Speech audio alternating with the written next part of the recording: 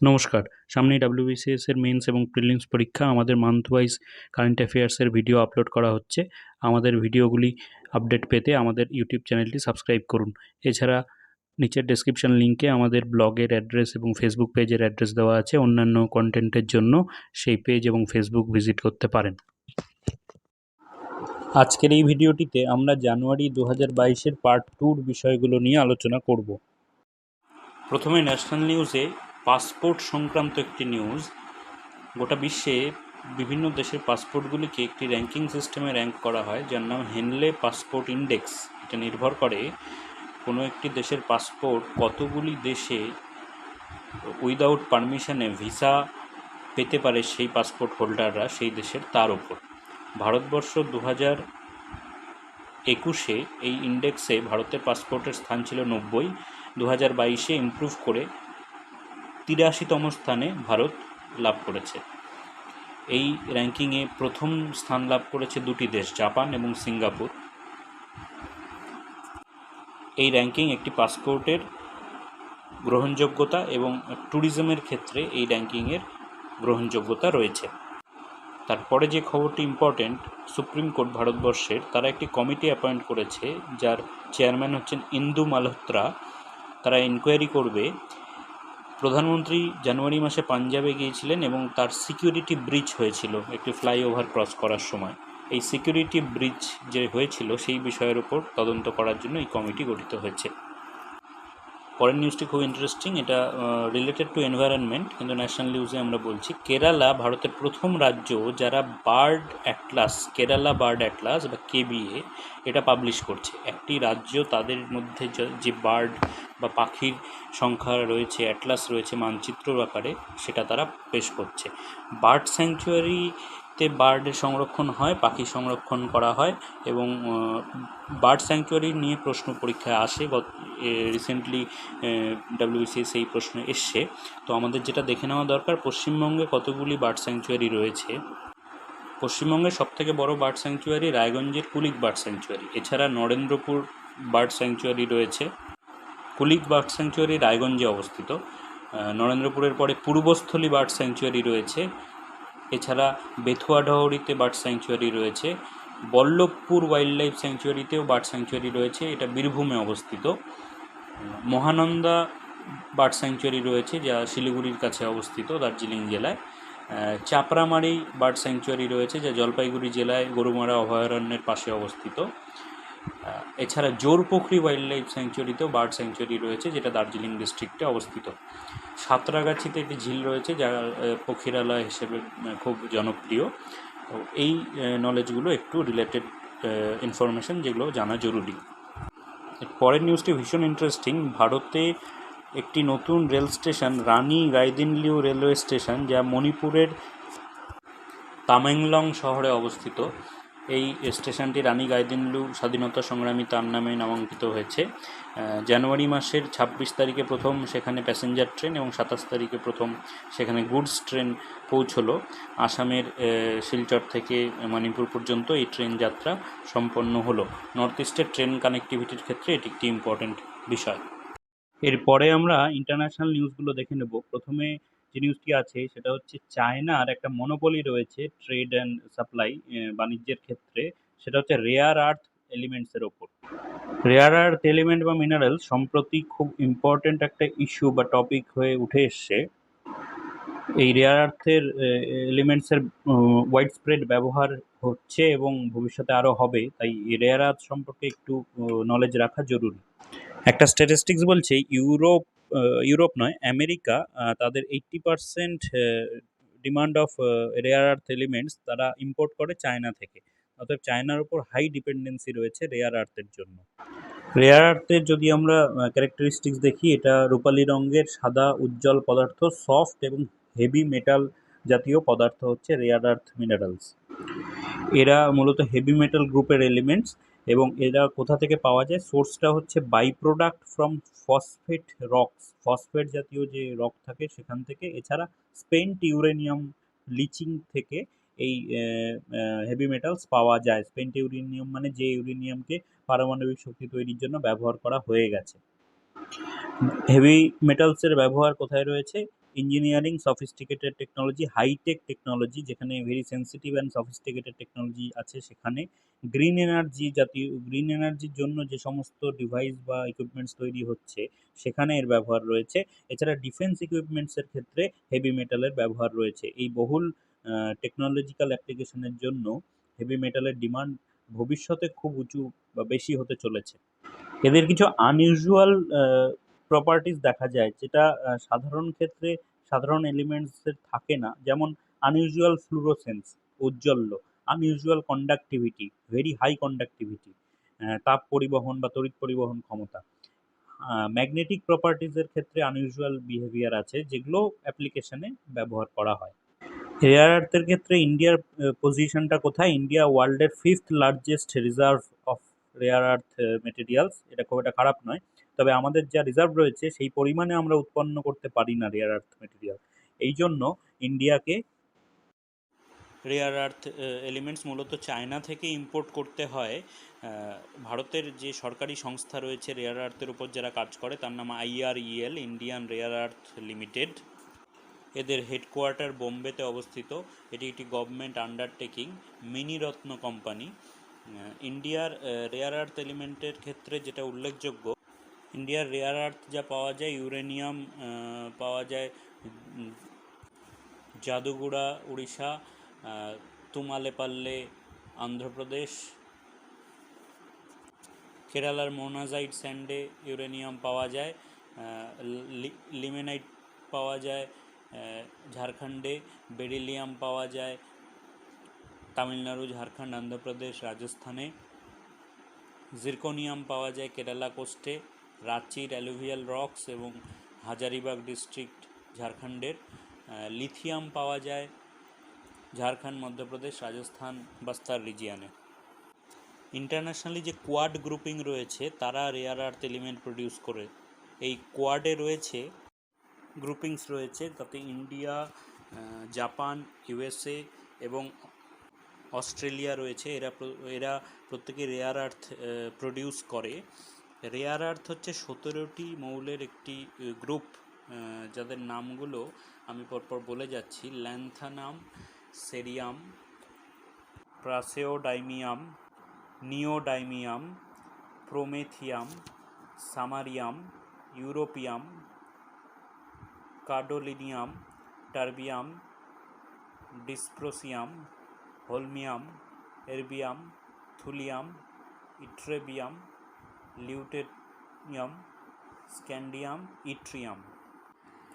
এদের যে প্রপার্টি রয়েছে, সেরামিক প্রপার্টি যাদের রয়েছে তাদের capacitor, refractory, scintillators, colour and sensor হিসেবে ব্যবহার করা হয়। ম্যাগনেটিক প্রপার্টি যাদের রয়েছে তাদের motor, disk driver, MRI, power generation, microphone, speaker, magnetic রেফ্রিজারেশনে ব্যবহার করা হয়। মেটাল অ্যালয় প্রপার্টি যাদের রয়েছে তাদের battery, fuel cell, steel, lighter, super alloy এগুলোতে ব্যবহার করা হয়। ফসফরাস যাদের মধ্যে রয়েছে তাদের fluorescent light, display, medical imaging, LCD, LPD, CRT, laser, fibre অপটিক্সে ব্যবহার করা হয়।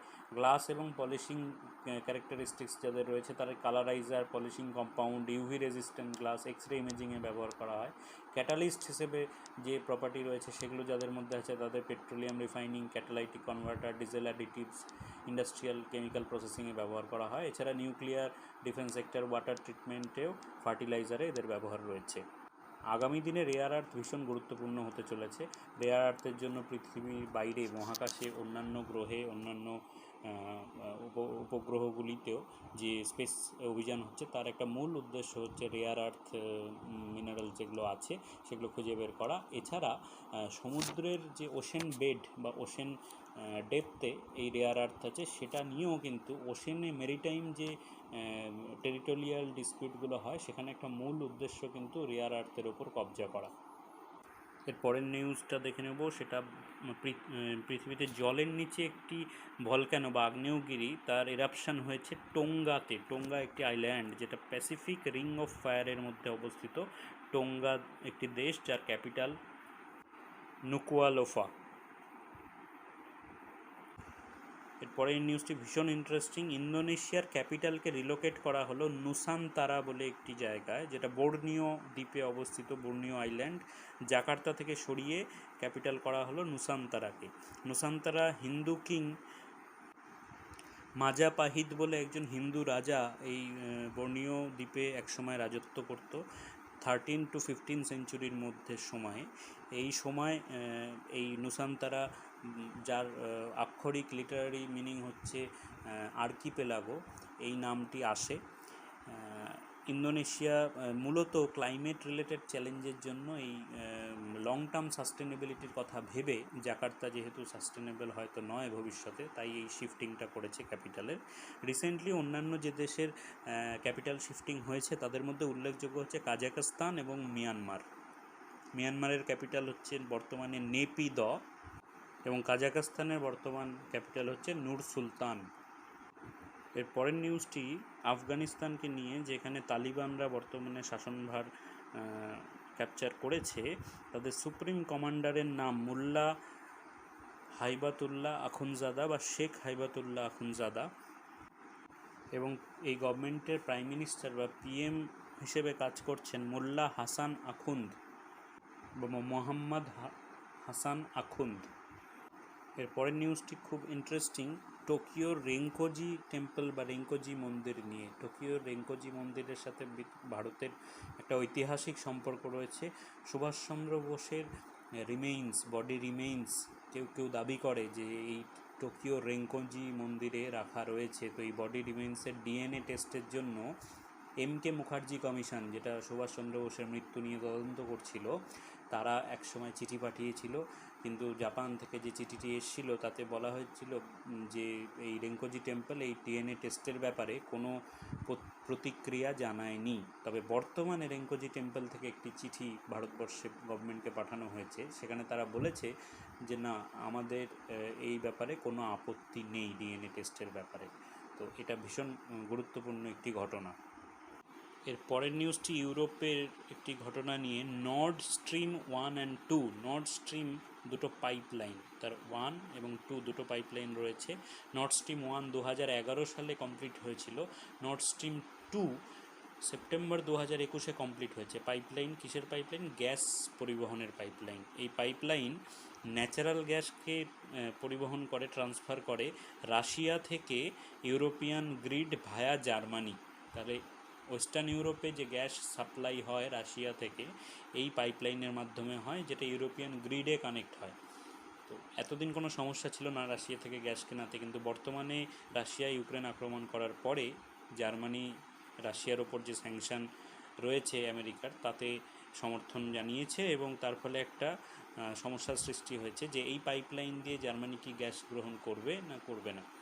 ফাইনালি যদি রাশিয়া থেকে তারা গ্যাস কিনতে অসমর্থ হয় বা কিনতে না চায়, তবে একটা ইকোনমিক ক্রাইসিস কিন্তু নেমে আসবে। এরপরের নিউজটি হন্ডুরাসকে নিয়ে। হন্ডুরাসে নতুন প্রেসিডেন্ট নির্বাচিত হলেন এবং হন্ডুরাসের ইতিহাসে প্রথম মহিলা প্রেসিডেন্ট জায়োমারা কাস্ত্রো। হন্ডুরাসের ক্যাপিটালের নাম তেজুসিগালপা। এরপরে আমরা স্পোর্টস সংক্রান্ত নিউজগুলো দেখে নেব। ইন্ডিয়া 2022 সালের জানুয়ারি মাসে আন্ডার-19 এশিয়া কাপ ক্রিকেটে চ্যাম্পিয়ন হলো শ্রীলঙ্কাকে হারিয়ে। ইন্ডিয়া টিমের ক্যাপ্টেনের নাম ইয়াশ ধুল। এই টুর্নামেন্টটি ইউনাইটেড আরব এমিরেটসে অনুষ্ঠিত হয়েছে। এরপরে West ইন্ডিজে under-19 cricket world cup অনুষ্ঠিত হলো, সেখানেও ইন্ডিয়া চ্যাম্পিয়ন হয়েছে ইংল্যান্ডকে ফাইনালে হারিয়ে। ফাইনালে ম্যান অফ দ্য ম্যাচ হয়েছেন রাজ বাওয়া, ভারতীয় দলের খেলোয়াড়। প্লেয়ার অফ দ্য সিরিজ হয়েছেন ডিওয়াল্ড ব্রেভিস এবং এখানেও ইন্ডিয়ার ক্যাপ্টেন ছিলেন ইয়াশ ধুল। এর পরের নিউজটি ভীষণ ইন্টারেস্টিং। কমনওয়েলথ গেমস, যেটা বার্মিংহামে অনুষ্ঠিত হবে 2022 সালে, তার India leg for the Queen's baton relay, কুইন্সের ব্যাটনের রিলে একটা দৌড় অনুষ্ঠিত হয়। তার ইন্ডিয়ান লেগ যেটা শুরু হলো, সেটাকে কিক অফ করলেন অলিম্পিকে পদকজয়ী কুস্তিগির রাবি দাহিয়া। এরপর ফুটবল সংক্রান্ত নিউজ। ফিফার বেস্ট প্লেয়ার অফ দ্য ইয়ার এই প্রাইজটি পেয়েছেন রবার্ট লিভানডস্কি, যিনি বায়ার্ন মিউনিখের হয়ে খেলেন এবং পোল্যান্ড দেশের প্লেয়ার। এবং মহিলাদের ক্ষেত্রে এই প্রাইজটি পেয়েছেন অ্যালেক্সিয়া পুতেলাস। ইনি বার্সেলোনা দলের হয়ে খেলেন এবং ইনি স্পেনের একজন আন্তর্জাতিক প্লেয়ার। ক্রিকেটের ক্ষেত্রে কতগুলি অ্যাওয়ার্ড ঘোষিত হয়েছে সেগুলি জেনে রাখা জরুরি। আইসিসি টি-20 প্লেয়ার অফ দ্য ইয়ার হয়েছেন মোহাম্মদ রিজওয়ান ছেলেদের ক্ষেত্রে, মেয়েদের ক্ষেত্রে ট্যামি বিমন্ড। আর ICC cricketer of the year হয়েছেন পাকিস্তানের শাহিন আফ্রিদি, এবং মহিলাদের ক্ষেত্রে ভারতীয় স্মৃতি মান্ধানা। পরে অ্যাওয়ার্ড সংক্রান্ত নিউজগুলো দেখে নেব। গোল্ডেন গ্লোব অ্যাওয়ার্ড 2022-এ দেওয়া হলো। বেস্ট ফিল্ম ক্যাটাগরিতে ড্রামা বিভাগে পেল যে সিনেমা তার নাম the power of the dog, এবং কমেডি বা মিউজিক্যাল বিভাগে পেল দ্য ওয়েস্ট সাইড স্টোরি। আর অ্যাক্টর হিসেবে পেলেন উইল স্মিথ বেস্ট অ্যাক্টরের প্রাইজ, আর অ্যাক্ট্রেস হিসেবে পেলেন নিকোল কিডম্যান। এটা দুজনেই ড্রামা বিভাগে। মিউজিক্যাল বা কমেডি বিভাগে অ্যাক্টর হিসেবে প্রাইজ পেলেন অ্যান্ড্রিউ গারফিল্ড এবং অ্যাক্ট্রেস হিসেবে পেলেন র্যাচেল জেগলার। এরপরে আমরা কালচার সংক্রান্ত নিউজটি দেখে নেব। একটা পিক্টোরিয়াল কমিক বুক 20 জন unsung women freedom fighters of India, এই বইটি রিলিজ করা হলো কালচার মিনিস্ট্রির দ্বারা। মীনাক্ষী লেখি এই বইটি উন্মোচন করলেন। এই বইতে 20 জন মহিলা ফ্রিডম ফাইটার ভারতের, যাদের সেভাবে পরিচয় ঘটেনি সর্বসমক্ষে, তাদেরকে স্মরণ করা হয়েছে। তাদের ডিটেলসটা জেনে রাখা ভীষণ জরুরি, কারণ আমার মনে হয় এবারের পরীক্ষায় এটা খুব গুরুত্বপূর্ণ হতে চলেছে। এখানে যারা যে 20 জন আছেন তাদের পরিচয় একটু জেনে রাখা দরকার। রানী আবাক্কা, ইনি উল্লালের রানী ছিলেন কর্ণাটকা, যিনি পর্তুগিজদের বিরুদ্ধে 16 সেঞ্চুরিতে লড়াই করেছিলেন। তারপরে রয়েছেন ভেলু নাচিয়ার, যিনি কুইন অফ শিবাগঙ্গা। ইনি ভারতের প্রথম রানী যিনি ব্রিটিশ ইস্ট ইন্ডিয়া কোম্পানির বিরুদ্ধে যুদ্ধ করেছিলেন। এরপরে ঝালকারি বাই, তিনি একজন মহিলা সোলজার ছিলেন। তিনি রানী ঝাঁসি রানী যিনি ছিলেন তার অ্যাডভাইজার হিসেবে কাজ করেছিলেন এবং সিপাহী বিদ্রোহের সময় যুদ্ধ করেছিলেন। মাতঙ্গিনী হাজরা বাঙালি, ইনি ফ্রিডম ফাইটার ফ্রম বেঙ্গল, ব্রিটিশদের বিরুদ্ধে আন্দোলনে সংগঠন করেছিলেন। এছাড়া গুলাব কৌর, যিনি একজন ফ্রিডম ফাইটার, তিনি পাঞ্জাব থেকে ফ্রিডম ফাইটার হিসেবে কাজ করেছিলেন। এরপরে আছেন চাকালি ইলাম্মা, ইনি তেলেঙ্গানা রিজিয়নে জমিদারদের বিরুদ্ধে রেভলিউশন মুভমেন্ট যেটা হয়েছিল তাতে অংশগ্রহণ করেছিলেন। মিড 1940-এ তেভাগা আন্দোলনের সময় এই কৃষক আন্দোলন তেলেঙ্গানাতেও হয়েছিল, সেই আন্দোলনের নেত্রী ছিলেন ইনি। এছাড়া পদ্মজা নাইডু, যিনি সরোজিনী নাইডুর কন্যা ছিলেন, পরবর্তীকালে ইনি ওয়েস্ট বেঙ্গলের গভর্নর হয়েছিলেন, ওয়েস্ট বেঙ্গল কানেকশন রয়েছে। এছাড়া রয়েছে বিষ্ণি দেবী শাহ, যিনি উত্তরাখণ্ড অঞ্চলে প্রচুর মহিলাদের একত্রিত করে ফ্রিডম ফাইটে অংশগ্রহণ করেছিলেন। এছাড়া আছেন সুভদ্রা কুমারী চৌহান, যিনি একজন হিন্দি পোয়েট বা কবি ছিলেন, তিনিও প্রমিনেন্ট ফ্রিডম ফাইটার ছিলেন। দুর্গাবতী দেবী, এনার নাম উল্লেখ করা হয়েছে এখানে, যিনি ভগৎ সিংকে সেফ প্যাসেজ প্রোভাইড করেছিলেন জন সন্ডার্সকে হত্যা করার পর। সুচেতা কৃপালিনীর নাম করা হয়েছে এখানে, যিনি ভারতের প্রথম মহিলা মুখ্যমন্ত্রী ছিলেন, উত্তরপ্রদেশের মুখ্যমন্ত্রী হয়েছিলেন ইনি। এছাড়া এই বইতে রয়েছে আচাম্মা চেরিয়ানের নাম, যিনি ইন্সপিরেশনাল লিডার ছিলেন, কেরালা ত্রিবাঙ্কুরে ইনি ফ্রিডম মুভমেন্ট করেছিলেন এবং তাকে মহাত্মা গান্ধী ঝাঁসি রানী অফ ট্রাভাঙ্কর বলে সম্মানিত করেছিলেন। অরুণা আসাফ আলী, এনার নাম উল্লেখ করা হয়েছে। অরুণা আসাফ আলী আমরা জানি কুইট ইন্ডিয়া মুভমেন্ট 1942-তে অংশগ্রহণ করেছিলেন এবং বোম্বেতে ন্যাশনাল ফ্ল্যাগ হোস্ট করেছিলেন। দুর্গাবাই দেশমুখ, এনার নাম করা হয়েছে। অন্ধ্রপ্রদেশে ইনি মহিলা উন্নয়নে কাজ করেছেন, ফ্রিডম ফাইটার ছিলেন এবং কনস্টিটিউয়েন্ট অ্যাসেম্বলিরও মেম্বার ছিলেন। Rani Gaidinliu, Naga spiritual leader, political leader, এনার নাম করা হয়েছে এখানে। মণিপুর, নাগাল্যান্ড, আসাম রিজিয়নে ইনি কাজ করেছিলেন। উষা মেহতার নাম করা হয়েছে, যিনি খুব কম বয়সে ফ্রিডম ফাইটে অংশগ্রহণ করেছিলেন এবং কুইট ইন্ডিয়া মুভমেন্ট 1942-এর সময় খুব উল্লেখযোগ্য, ইনি একটি radio station, underground radio station চালাতেন, যেখানে স্বাধীনতা সংগ্রামীদের প্রতি গুরুত্বপূর্ণ মেসেজ দেওয়া হতো। এছাড়া পার্বতী গিরি, উড়িষ্যার most prominent women freedom fighter, যাকে Mother Teresa of western Orissa বলা হয়, কারণ তিনি মানুষের আপলিফটমেন্টে কাজ করেছিলেন। এছাড়া উল্লেখ করা হচ্ছে তারকেশ্বরী সিনহা, যিনি কুইট ইন্ডিয়া মুভমেন্টের লিডার ছিলেন এবং পরবর্তীকালে এমিনেন্ট পলিটিশিয়ান হয়েছিলেন স্বাধীন ভারতে। এছাড়া স্নেহালতা বার্মা, যিনি ফ্রিডম ফাইটার ছিলেন এবং মহিলাদের এডুকেশনের জন্য কাজ করেছিলেন রাজস্থান মেওয়ারে। এছাড়া উল্লেখ করা হয়েছে তিলেশ্বরী বড়ুয়ার নাম, যিনি ইয়াংগেস্ট মার্টার ছিলেন, খুব কম বয়সে, মানে সবথেকে কম বয়সী শহীদ ছিলেন। মাত্র 12 বছর বয়সে এনাকে ব্রিটিশরা হত্যা করেছিল কুইট ইন্ডিয়া মুভমেন্টের সময়।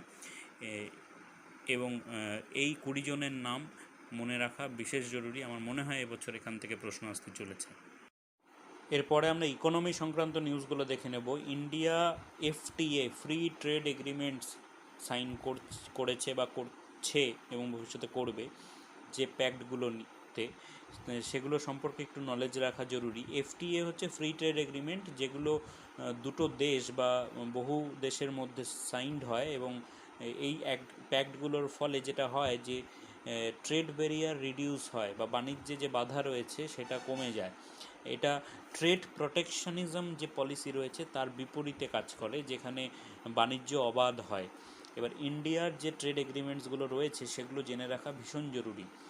সিইসিপিএ সেকপা ইন্ডিয়া এবং মরিশাসের মধ্যে সাইন্ড হয়েছে একটি trade agreement, free trade agreement, যার ফুল ফর্ম হচ্ছে comprehensive economic cooperation and partnership agreement. এছাড়া ইন্ডিয়ার ফ্রি ট্রেড এগ্রিমেন্ট রয়েছে সার্কের মধ্যে। প্রথম যে এগ্রিমেন্ট সাইন হয়েছিল 1995-এ সার্কে, তার নাম হচ্ছে south Asia preferential trading agreement বা সাপটা। সাপটার ফুল ফর্ম পরীক্ষা আসতে পারে। এর পরবর্তীকালে সাফটা সাইন হয়, SAFTA, South Asian free trade agreement, 2004 সালে। এছাড়া রয়েছে APTA, Asia Pacific trade agreement, যেটা এশিয়া প্যাসিফিকের মধ্যে একটা ফ্রি ট্রেড এগ্রিমেন্ট, যেটা previously known as Bangkok agreement.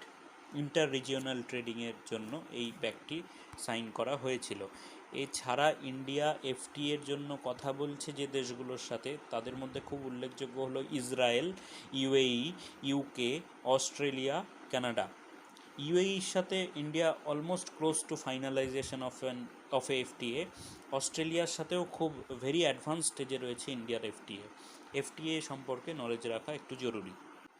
এরপরের news, NSO, national statistics organisation বা অফিস, যারা জিডিপি এস্টিমেট দেয়, ফার্স্ট অ্যাডভান্স এস্টিমেট তারা পাবলিশ করেছে এবছরের ফিসকাল গ্রোথ, জিডিপি গ্রোথ, সেটা 9.2%, যেটা লাস্ট ইয়ারে -7.3% ছিল। মানে এটা 2020-21-এর কথা বলা হচ্ছে। 21-22 ক্ষেত্রে এরা বলেছে 9.2%। এর পরের নিউজটা দেখে নিই। India is likely to overtake Japan as second largest Asian economy in 2030। 2030-এর মধ্যে ভারত জাপানকে টপকে যাবে অর্থনৈতিক দিক থেকে এবং এশিয়ার সেকেন্ড লার্জেস্ট ইকোনমি হবে। ইন্ডিয়া বর্তমানে ওয়ার্ল্ডের 6th largest economy.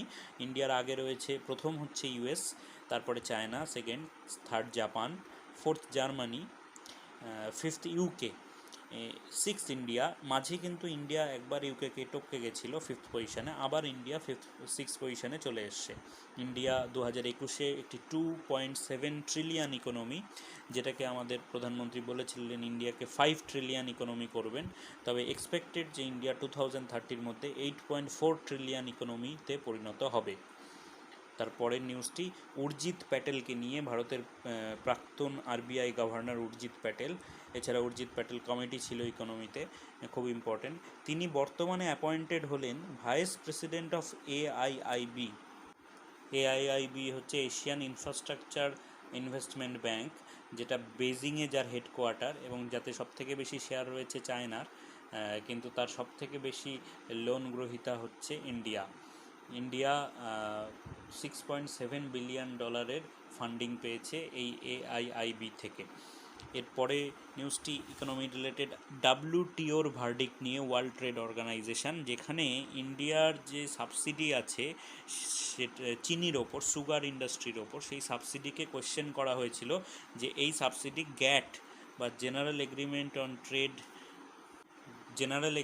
On tariffs and trade এই চুক্তিকে ভায়োলেট করছে। পরবর্তীকালে গ্যাট WTOতে পরিণত হয়। তো এই কমপ্লেনটি করেছিল অস্ট্রেলিয়া, গোয়াতেমালা এবং ব্রাজিল। যদিও ইন্ডিয়া এতে সায় দেয়নি। ডাব্লিউটিও রুল হচ্ছে কোনো এগ্রিকালচারাল প্রডিউসের যা টোটাল ভ্যালু তার 10%-এর বেশি সাবসিডাইজড করা যাবে না গভর্নমেন্টের দ্বারা এক্সপোর্টের ক্ষেত্রে। কিন্তু ইন্ডিয়ার এই সাবসিডি এই 10% রুলকে ভায়োলেট করেছে বলে অভিযোগ। তবে ইন্ডিয়া বলেছে না, এটা ভায়োলেট করছে না, কারণ ইন্ডিয়া যেটা দেয় এটা ডিরেক্ট এক্সপোর্ট সাবসিডি নয়, এটা ফেয়ার অ্যান্ড রেমিউনারেটিভ প্রাইস, যাতে একটা হাই ভ্যালু সেট করা হয়, যাতে সুগার মিলগুলো ফার্মারদের থেকে এই প্রাইসে, মিনিমাম প্রাইসে কেনে সুগারটা, ফেয়ার অ্যান্ড রেমিউনারেটিভ প্রাইস। এটা কিন্তু এমএসপি নয়, এটা এফআরপি। তো এফআরপি থাকার জন্য যারা সুগার প্রডিউস করে ফার্মাররা, তারা পর্যাপ্ত পরিমাণে দাম পায়। এছাড়া সুগার ইন্ডাস্ট্রিকে বাঁচানোর জন্য ইন্ডিয়াতে সুগারকে ইথানল ব্লেন্ডিংয়ের মাধ্যমে ম্যান্ডেটারি করা হয়েছে সুগারের ইউজ। তো এই স্টেপের মাধ্যমে ভারত সরকার চাইছে যে ইন্ডিয়াতে সুগারের কাল্টিভেশনটা সাস্টেনেবল হোক। বলাই বাহুল্য, ইন্ডিয়া এই অভিযোগকে গুরুত্ব দেয়নি এবং রিফিউট করেছে। এরপরে অর্থনীতিতে ইন্ডিয়া চায়না ট্রেড সম্পর্কিত একটি তথ্য, যেখানে দেখাচ্ছে যে ইন্ডিয়া চায়নাতে এক্সপোর্ট করে $97.5 বিলিয়ন করেছে লাস্ট ইয়ারে, এবং সেখান থেকে ইম্পোর্ট করেছে